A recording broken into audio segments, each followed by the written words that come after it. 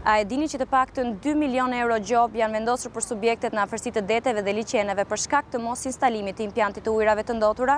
Udhëzimi i miratuar nga Ministria e Infrastrukturës dhe Energjisë dhe ajo e Turizmit i ka detyruar subjektet të instalojnë impjantet private, vlera e të cilit shkon deri në 150.000 euro. Në të kundërt, do përballen me sanksione që variojnë nga gjoba deri në mbylljen e aktivitetit.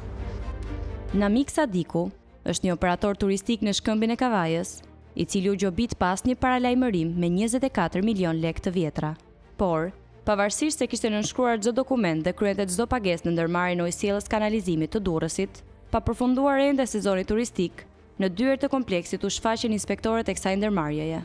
Namiku tregon për shteg se në kompleksin e tij erdhën 3 djem dhe i vendosën gjobën pa shpjeguar se për çfarë akti bëhej fjalë.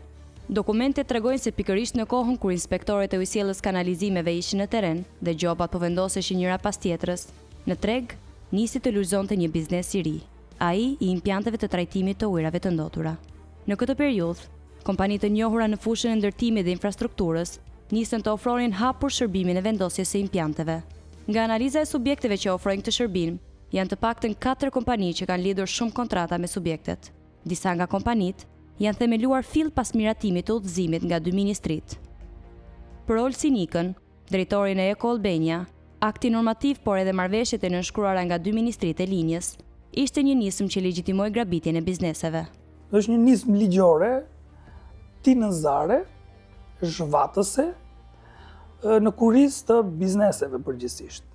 Kaq kjo është shumë e thjeshtë, është një skem, grabitjeje, do thosha unë, kundrejt bizneseve.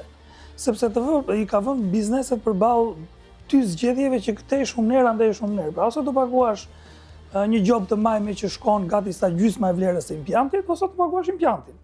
Rrugë mesme nuk ka. Eksperti Nika thotë gjithashtu se qëllimi nuk është trajtimi i ujrave të ndotura, por shitja e implanteve.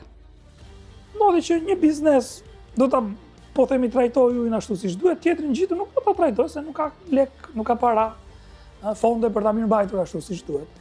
Në fund të dy do derdhin në një kolektor, edhe shtëpit do derdhin po të njëjti kolektor dhe në fund deti apo liçeni apo uji i lumit duhet po njësoj ndotur. Tu del që qëllimi nuk na qenë nga ky. Qëllimi është i pastër, qëllimi është hajde të shesim implante.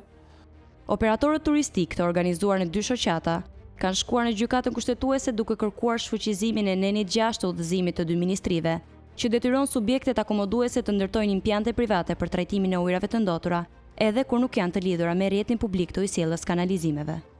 Në kërkesën e dërguar gjykatës, avokatët Dorian Matlia dhe Irene Dule argumentojnë se detyrimi krijon kosto të dyfishta, cënon të drejtat ligjore dhe ekonomike të bizneseve dhe rrezikon pezullimin e aktivitetit, vendosin e gjobave dhe tabelave poshtëruese.